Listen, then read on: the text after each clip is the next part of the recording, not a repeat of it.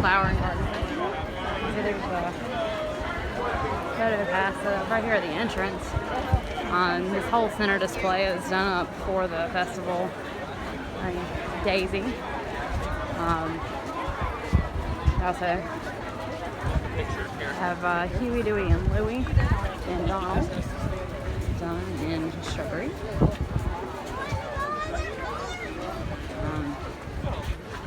As you see, you got different flowers with snapdragons. I'm not very good with flowers, like little pansies. I have no idea what the taller ones are. Some daisies. And I also have actual produce that's planted, signs, some mustard, red cabbage, some carrots, radishes, strawberries. Those are like sunflowers there. Some Gerber daisies. So it's pretty busy here today.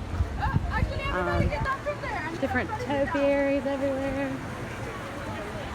There's a few different spots set up with a farm-to-table produce. Different small plates is what they call them. So try some of those today. By myself today. The boys opted to go to Hollywood Studios for the meet and greet with Kylo Ren and I think some of the roller coasters. So I'll film as I go through and share this with you. Okay, if you are an annual pass holder, they are doing a print for each month of the Flower and Garden Festival is going on, and this month is March. It's Donald. Tomorrow's April. Goofy will be the next one, and then Mickey is going to be available in May. The prints are free. You just come into this room here. It's back behind the cool spot where they have the different international sodas to try. Other pass holder merchandise that's available is the Flower and Garden t-shirt with Figment, and it's got the date on it as well. You see there that is $27.95. There is a collectible coin for $24.95. They have a straw hat that says Flower and Garden Festival 2016 on it as well. And there's all the information about that. Probably shouldn't have turned that, but there you go. Alright, this is one of the areas for the Flower and Garden Festival. This particular area is set up to show you how cactuses survive in the heat of the desert. And there is a little play area for kids at the entrance. 3 to 12, I think, was the age that listed on there.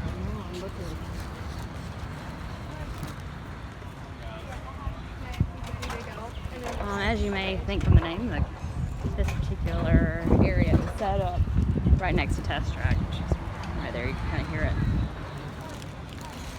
So, as an example, it gives you the different plants.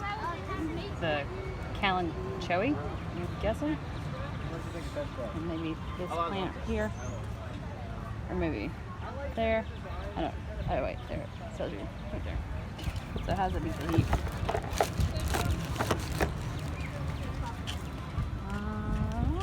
My ears out of the way. They store water, and there are large, fleshy leaves. So the larger leaves hold water for the plants so that they get dehydrated.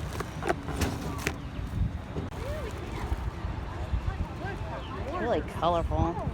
Yep. That is in the shape of a sunburst. There's another one further down. It's really bright colored flowers. Very, very pretty. There was one on the other side near the land I saw when I was coming around on the monorail that is in the shape of a Mickey head. So I'll see if I can find that one and show you guys. Here we've got an area I'm gonna go walk through. There's some topiaries out front, and so you might be able to guess. Butterflies is the theme of this next pavilion. These are really pretty impressive. I don't know how they did this. I can't get a tomato plant to grow. And then they have information about different butterflies interspersed in the topiary. It's pretty cool. And this is outside of the area where you can pick up the annual pass holder prints if you're a pass holder. Pretty awesome. Well, let's go in and see what the butterfly exhibit is about.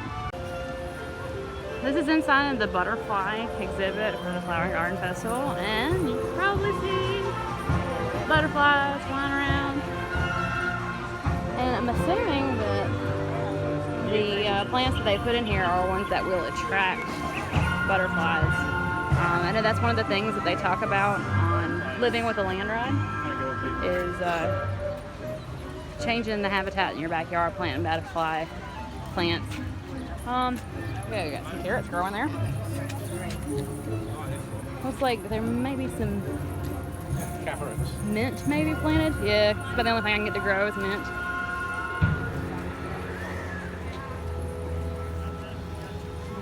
Give you an idea. And this is all set up right outside of the cool spot. Very cool. Kind of watch where you're going in here. I think I'm going to smush a butterfly. And then with it being Epcot, you're going to have the educational pieces interspersed throughout. So how to grow your own butterfly garden. This gives you some of the different plants that attract butterflies and the areas where they're growing. It looks like they've selected, for the most part, plants that'll grow everywhere around the contiguous United States.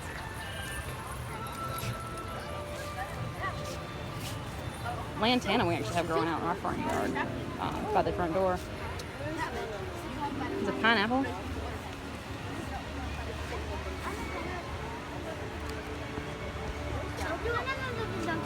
Go.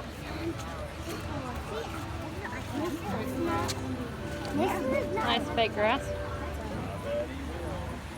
Should put some of this down in our front yard. The neighbors will never figure it out. Oh, and it looks like they have a an area with the butterflies going through metamorphosis. Some chrysalis. Chrysalis, see? I remember that from elementary school.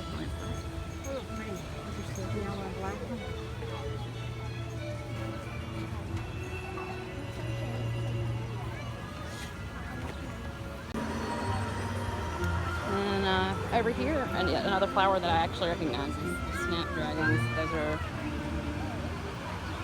these ones right here. The only reason I know this is because my grandmother had those in her garden when I was a little kid. She loved the garden. I wish I inherited more of her gardening abilities. Yeah, pretty cool. Get a chance. It's definitely worth walking through and checking it out. They're right outside of the butterfly exhibit. You can see there's a few stray ones running around here. They have a band set up.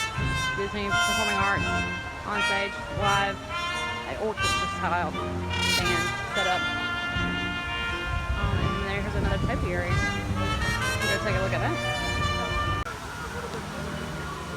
Alright, here you go. This is Fantasia topiary. The ostriches, your Sorcerer Mickey, and the broomsticks. And this is actually the garden area that I saw from the monorail. You see the monorail rails there. When you see this one from the monorail, I don't know if you can actually tell here, but you have this bed with the purple and the bed with the pink. There's another bed of purple on the other side, and from the monorail it actually looks like Mickey's head. So, well, kind of a big hidden Mickey that you can see from above. So here is a different view of the Fantasia topiary. This is the back side. And hopefully you can kind of see better here the Mickey head. Okay. There we go, continuing the Fantasia theme. You got the mushrooms from Fantasia. I always like those little guys, I thought they were really cute. There's another one of the play areas they have for the kids. It might be kind of hard to talk your children into coming to a flower and garden festival. And it's a nice goofy topiary there. It's an amazing amount of detail they have in these. And they have like a little outdoor sitting area for the parents. It's pretty cool. We got urban farmings. I'm showing you ways to do farming if you live in an urban environment. So raised beds. Some of the things they have planted.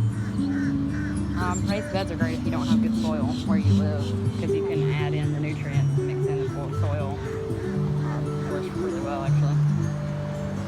Pineapple they have planted here. where we live, it's not gonna work out because it's not warm enough. I think that may be avocado right there. I may be wrong.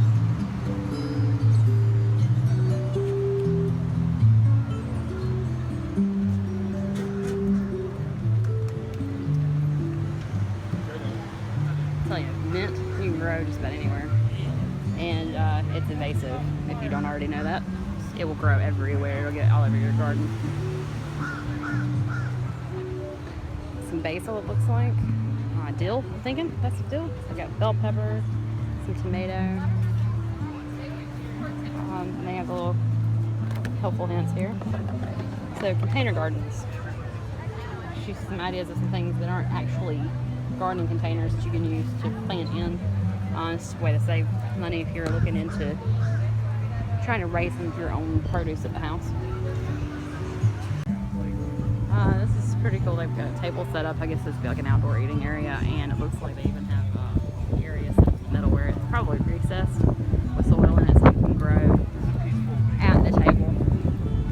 Probably be a good idea for like microgreens or fresh herbs or whatever that you would want to add to your meal as you're eating it. That's interesting. They got stuff growing on straw bales. Straw bale gardens. Inexpensive, versatile. They're planters, they retain moisture, immediately decompose, so you don't have to worry about having to dispose of it. It gives you steps on how to use hay for planting. It's really neat. Oh, I've seen these on Pinterest before. Anybody's seen these before? It gives you little compartmented areas for planting. It's kind of neat. Pollinator garden. So you have your bees. Bees have places to go get their pollen for honey, which is great if you have beehives. You can collect your own honey. And lastly, they've got chicken coops. I don't think our HOA would be thrilled with that. But it looks really neat. Alright, we're entering Canada. Here's another of the topiaries. We've got Bambi, Bumper, and Flower. It's right next to Canada. And the DVC Club booth. Alright, in England, we have the Shakespeare Garden. A little quote from Hamlet, very nice. This is really what the gardens look like, the cottage gardens in England. They have lovely details, amazing. They got rosemary for remembrance. Pray, love, remember, and there is pansies. That's for thoughts. And that's also from Hamlet. We got lemon thyme, chocolate mint. I have that at the house. Lavender. I can never get that to grow. And we have some more topiaries out front of the shop here in England, UK. We have, looks like Captain Hook. And the alligator that ate his arm. Pretty cool. There we go. Around this way. There's a walkthrough tour of English garden here as well, and I'm going to try that out. See what that's all about. Alright, I've already done it once before, but I can't resist. I'm going to get a picture with Mary Poppins because, you know, she's here.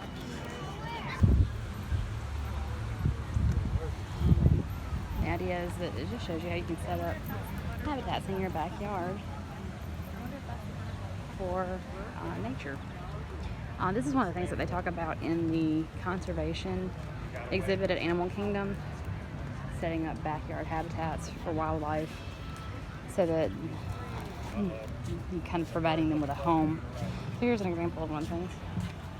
Certified wildlife habitat. Things to look for: food, water, cover, place to raise their young, and a healthy habitat. And it even gives you a link to a website you can go to for more information if you're interested in setting up something like that at your own home. Kind of neat.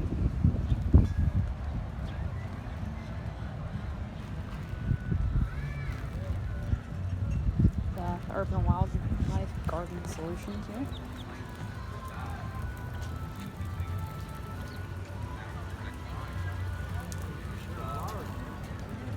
So this is a really good way if you are actually in the market to redo your yard, or you're just purchasing a new home and you want ideas for things to do with the outside spaces. Definitely a good place to come to look for different ideas. Backyard habitats exhibit. Just to walk through UK. I'm actually going to do the tea garden tour at 3:30. Shows you the different steps of tea production, different types of tea, and then this is a different set of the steps of tea production. Brought to you by Twinings. Okay, there's a lot of different foods you can try in the different areas around the World Showcase and in Future World as well. And all of the different specialty items for the Flower and Garden Festival are actually listed in the passport booklet that you can pick up at any of the kiosks. I've gotten my first specialty snack for the day. I'm going to try to limit it to one drink, one food item, and one dessert. And this is the dessert because it sounded really good. I'm in France. Let's see if I can... Where is the Eiffel Tower? I don't know, it's kind of hidden by the trees.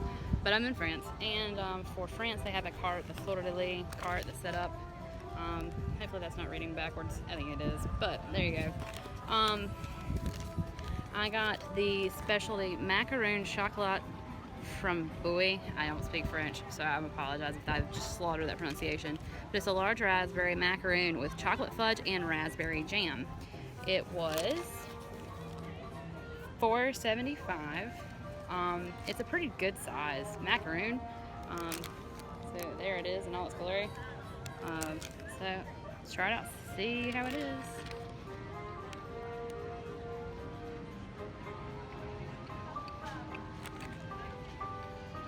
It's really good. So, walking through France, into the W areas, we got Cinderella and Prince Charming. Manicured French garden. You can see in the distance there's Cloud Growth. Belle and the Beast. We'll go over and take a closer look at those. And here's more close up of the topiaries from Beauty and the Beast. Cloud Growth. Yeah, that's nice. And You like it? Lumiere.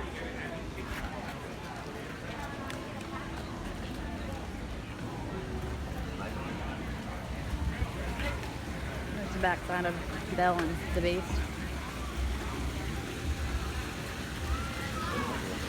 There's the Fleur de Lis cart in the background there. So there's Belle and the Beast. Okay, so right now I'm outside of the Katsura Grill in Japan. I can't really see it from where I'm standing. Give you a better idea of where I'm at. Next to me is Teppanydo and Tokyo Dining. And in front of me is the stage where they do the drum demonstration, which is actually going on right now. So I wanted to show you what I got for lunch. Again, it's one of the small plates that they're offering as part of the Flower and Garden Festival special. And this is from Hanami in Japan. That is actually, that small building there next to the water is Hanami. And these are the options they had available. They've got a vegetarian option, frushi, which is fruit version of sushi. Then there's a chicken edamame bun. And what I got was the beef teriyaki udon. As you can see the description there. It looks pretty good. I haven't tried it yet. As you can see, it is a small plate. There's my hand in comparison. But it should be enough to tide me over. We're having a big dinner tonight. And the price is there. You can see $5.95 for that plate. I'll let you know how it turns out. Alright, I'm going to try to do this and look at the camera and look at the screen and see what this is possible for me to do. The beef teriyaki udon at Hanami in Japan is a small plate. It's offered during the Flower and Garden Festival. $5.95. It was a good portion size. I actually feel relatively full after eating that. I don't feel like I need a ton of other stuff.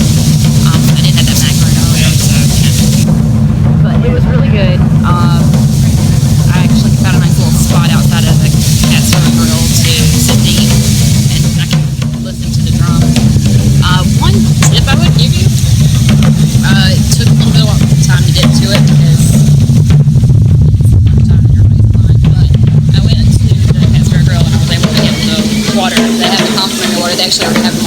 ready to go. People has ice. Nice and cold. It's free. And one thing that I have done this trip is I packed the individual service packets of Crystal Light flavor lemonade, pink lemonade, and it actually makes the water a lot better. The water here at Disney is not the best tasting in the world. So I've got my dessert out of the way. I've done a dish, and I'm going to try out a drink before I leave. That's going to be the next choice. It's decide what kind of drink I want. Alright, entering Italy. They've got another one of the garden sections. This is the Tuscan Cucina garden, so it's a kitchen garden. You can see there's lots of herbs. A tomato, basil, rosemary. Got some garlic planted. Looks like lettuce, I think, right there. More rosemary. That's kind of neat. So you got Snow White, and then Doc, Grumpy. I think that's that. No, that's Happy. And you got Sleepy, Bashful, Sneezy, and Dopey at the end.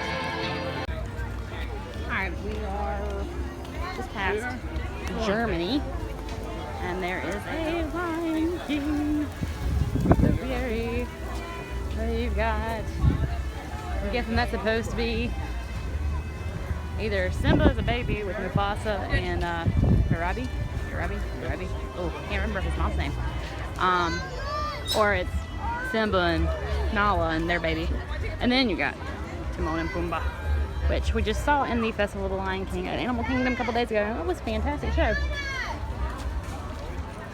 This is through the Village Traders. It looks like they're doing a sand sculpture over here for the Jungle Book. That's really cool. Can't wait for that to come out. Only a few days ago.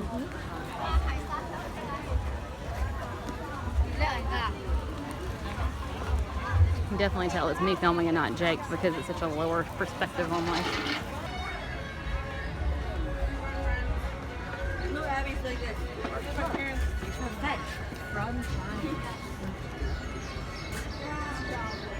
So, close up of the dragon.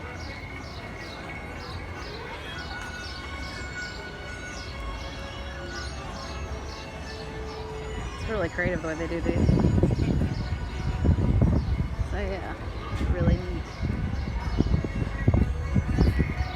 Alright, just entered the Norway Pavilion and gosh, I'm sorry Norway. They won't let it go, will they? So we got Anna and Elsa topiaries out here in front of Norway. And I think that they've opened up the Elsa and Anna meet and greet in Norway. Alright, it's a nice quiet spot. Get some pictures of the landscaping. Got the sunshine we saw from the other angle earlier. It's a red Mickey head there. And they've got these really cool little floating gardens interspersed throughout the water. There goes Test Track. This is a nice quiet area. People don't tend to use it a ton. There's a restroom over here. And the walkthrough will connect you back to the walkway going from Future World to World Showcase. And there's also another walkway that takes you over to Future World East. I think it is. I'm gonna cut through. I've only got a few more stamps left to get my passport book. So I'm gonna finish that out. And then I'm gonna head over back to the UK for the tea garden tour. Alright, coming up onto the walkway for the World Showcase. There's the monorail. We got another one of the topiaries here. There are several of these interspersed throughout the park. This one is a Phineas and Ferb. I think it's next to one of the Perry World Showcase Adventures. Yep. That's an interactive game you can do throughout World Showcase. It's very similar to Math Sources of World. And you can also see the Ranger Mickey and Friends. Chip and Dale are on the other side of that center garden display. And here, right as you enter the World Showcase, you've got a topiary that is Minnie and Pluto. It's pretty cool. I can get a closer view of that. It is kind of crowded today. Here you go. Ludo. Alright, for my drink, I went with UK since I'm waiting for that garden tour to start. And I didn't feel like walking any further. And there wasn't anything that really struck my fancy. So, I went with the Keel and Curly Blueberry Cider, hard cider. There it is. It was $9, which is about normal for a drink at Epcot. It's pretty tasty. It's sweet. I've had blueberry beers before that were not very good, but this is actually pretty decent.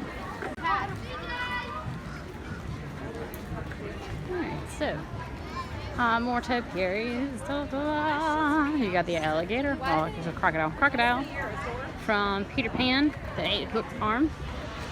Additionally, you have Hook. You see him there in his topiary form, and if you look up top, there's Peter Pan.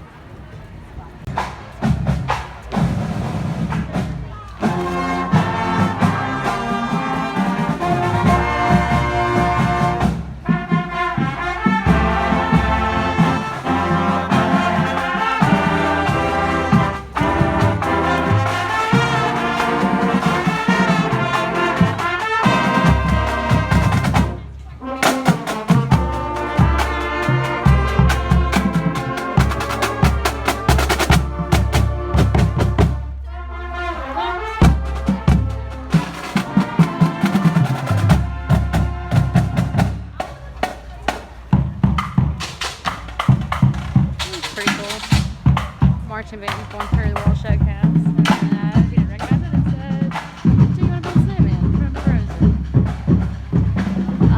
So back looking at this Shakespeare garden a little bit more, notice that all of the quotes reference the flowers and plants that are actually planted here in this garden. So that's kind of cool. And there's a bust of the bard himself. This is the Waterwise Garden. It's gardens for low moisture areas. There's actually bees. Yay! Hey, you guys prefer watering? If you want irrigation. I love these garden backdrops. They're really cool.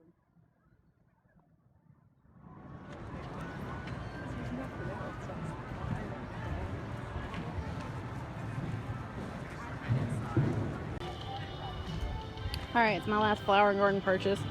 And this is the Lemon Rita from one of the drink kiosks over in Future World East. It's just there between Innoventions and the Universe of Energy.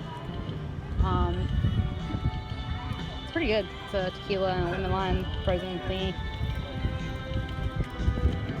Then we'll walk over and see the last of the topiaries. I'm not here on the weekend, so the festival center is not open. And we're leaving tomorrow. I don't think we'll be coming back over. Alright, so right now I'm in front of Mission Space. You can see the top up there. And there's Test Track right in front of me. And this is the last topiary that I have on my list to find. It is a Buzz Lightyear. And there you go. So all in all, I'd say it's a really good time.